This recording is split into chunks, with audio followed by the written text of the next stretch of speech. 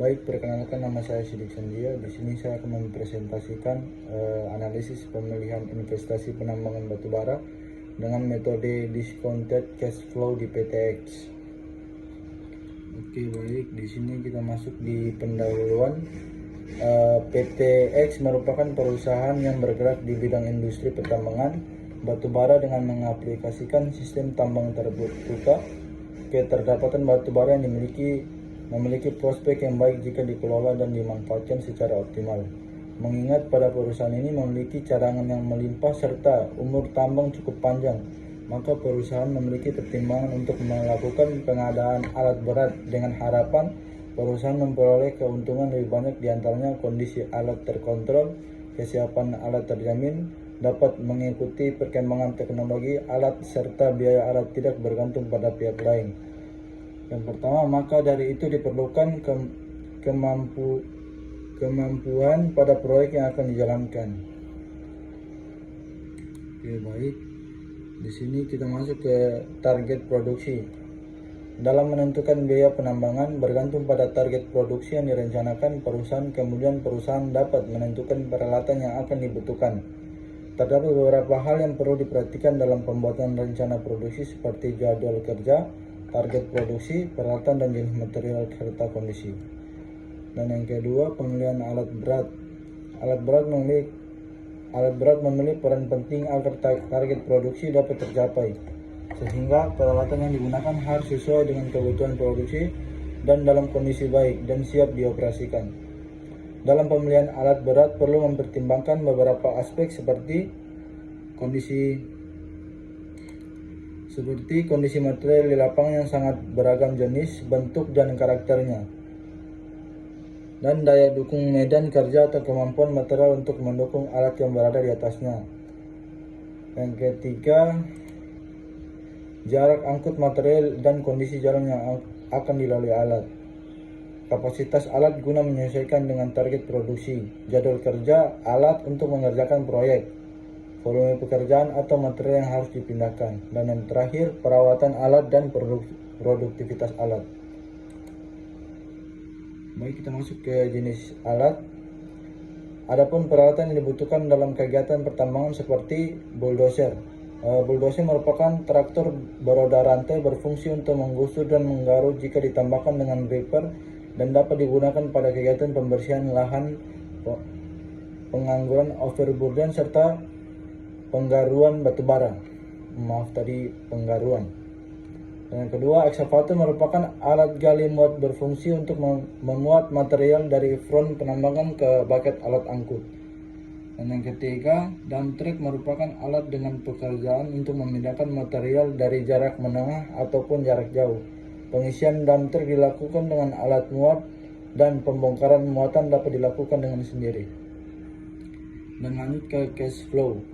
Cash flow atau aliran kas merupakan kas masuk, kas atau cash in, dan keluar cash out selama pada waktu tertentu, di mana kas masuk terdiri atas estimasi pendapatan hasil penjualan batubara sesuai dengan target yang telah ditentukan selama periode waktu tertentu, dan kas keluar merupakan biaya harus dikeluarkan untuk memproduksi setiap ton batubara dan setiap BCM material.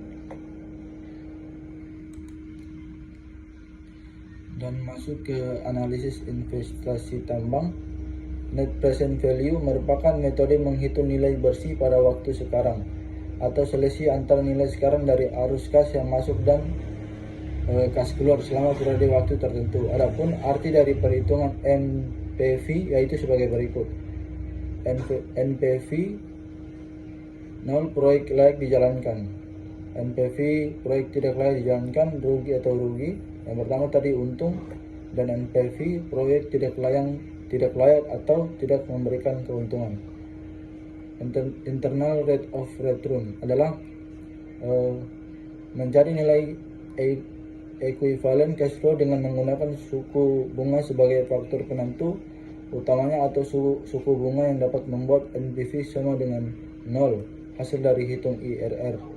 Memberikan gambaran bahwa apabila IRR lebih besar dari tingkat suku bunga yang diharapkan, maka investasi proyek tersebut dikatakan menguntungkan dan sebaliknya. Kita masuk ke hasil dan pembahasan.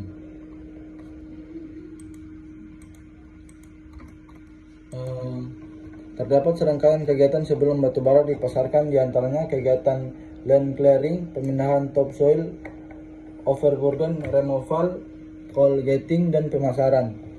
Jadwal kerja untuk mencapai target produksi yang telah ditentukan, maka perlu dibuat jadwal kerja guna mengetahui beberapa jam kerja yang dimiliki dalam 1 tahun. Perhitungan jam kerja ini melibatkan berbagai macam kemungkinan hambatan yang dapat menyebabkan tidak tercapainya target produksi. Setelah memperhitungkan beberapa kendala tersebut, dapat diketahui bahwa jumlah jam kerja adalah 5.182 jam per tahun. Target produksi perusahaan ini memiliki total cadangan yang melimpah dengan stripping ratio 1:9 dan umur tambang 9 tahun, maka memiliki rencana produksi yang telah ditetapkan sebagai berikut. Baik, di bawah ini tabel target produksi tahunan.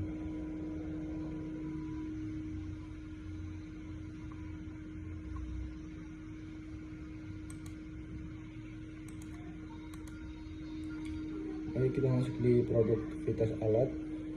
Perhitungan produktivitas ditunjukkan untuk mengetahui jumlah alat untuk memenuhi target produksi yang telah direncanakan serta berapa dana investasi yang akan dikeluarkan. Berikutnya adalah tabel berisi hasil produktivitas alat yang akan digunakan dalam kegiatan penambangan. Jenis pekerjaan, satuan, dan produktivitas bulldozer. Di sini jenis pekerjaannya ripping, ripping plus dozing, spreading, disposal. Satuannya BCM, dan produktivitas bulldozernya itu D155A, D375A, 450, 792, 287.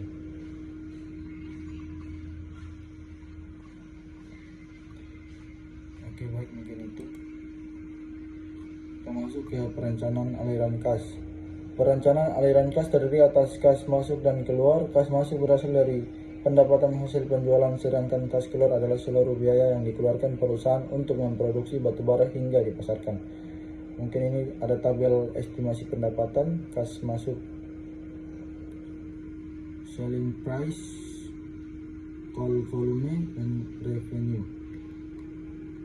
Baik, mungkin di bawah ini nilai-nilai. Yang pertama ini ada nilai ton, mungkin biaya kapital, modal kerja, nilai sisa, biaya kepemilikan, biaya operasional, biaya overhead, biaya reklamasi, royalti dan pajak atau bunga pinjaman dan angsuran.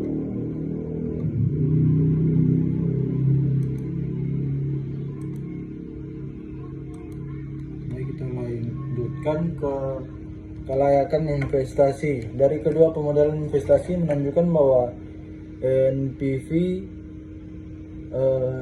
yang artinya proyek akan memberikan keuntungan dari IRR, yang artinya kedua skenario pemodalan investasi ini layak untuk dijalankan. Berikut ini adalah hasil analisis berdasarkan parameter keekonomian NPV, IRR, dan PBP untuk kedua skenario investasi. Tabel hasil analisis ekonomi, discount rate, NPV, IRR, PBP. 100% modal perusahaan. 100% modal perusahaan. Sini discount rate ada 14,44% dan NPV 299.932.936 dan PBP nya itu 7,08. 70% modal perusahaan 30% kredit. Dan sensitivitas analisis ini diperlukan untuk mengetahui perubahan nilai NPV saat terjadi perubahan pada harga jualan biaya operasional dengan tingkat presentasi perubahan 90% sampai dengan 110% dari biaya normal. Dari kedua parameter tersebut dapat menentukan pemilihan skenario yang terbaik untuk diaplikasikan Berikut ini adalah hasil analisis untuk kedua skenario investasi pada skenario 100%. Modal perusahaan NPV menunjukkan NPV kurang dari 0 adalah saat harga jual turun 3% dan biaya operasional naik 3%. Sedangkan pada skenario 70% modal perusahaan 30% kredit menunjukkan NPV kurang dari 0 adalah saat dimana harga jual batu bara turun 5% dan biaya operasional naik sebesar 10%. Di bawah sini tabel hasil analisis sensitivitas skenario 100% modal perusahaan.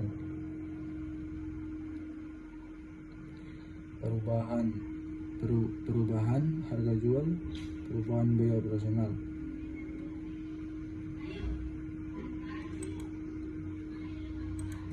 Baik, mungkin masuk saja di kesimpulan.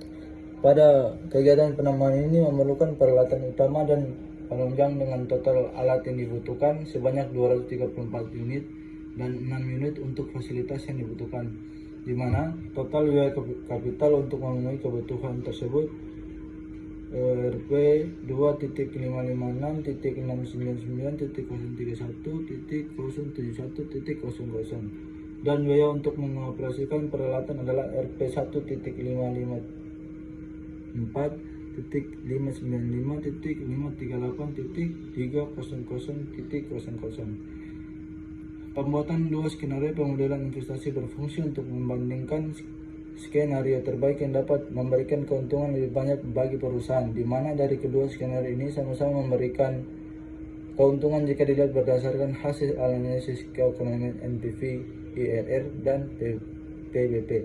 Namun untuk gambaran sensitivitas pada skenario pemodelan investasi 70%, modal perusahaan 30%, kredit lebih baik dari skenario 100%. Modal perusahaan di mana hasilnya diberikan pada pemodelan dengan kredit sensitif saat harga jual turun 5% dan biaya operasional naik 10%. Maka pemilihan investasi skenario kedua dengan adalah pemilihan terbaik karena dapat memberikan keuntungan lebih banyak bagi perusahaan, di mana hasil menunjukkan NPV Rp 850.979.845.000, NPV lebih dari 0, IRR 18,69% atau IRR, dan payback period adalah 6,21 tahun. Perusahaan juga harus berhati-hati dan teliti dalam melakukan perjanjian dengan bank ataupun kredit dalam penyediaan kredit dengan maksud menghindari hutang yang berlebihan. Namun jika dirasa pemodelan skenario investasi ini kurang menguntungkan, pihak perusahaan dapat memilih alternatif pembiayaan lainnya. Terima kasih. Baik, mungkin itu sedikit presentasi dari saya. Sekian dari saya kembalikan.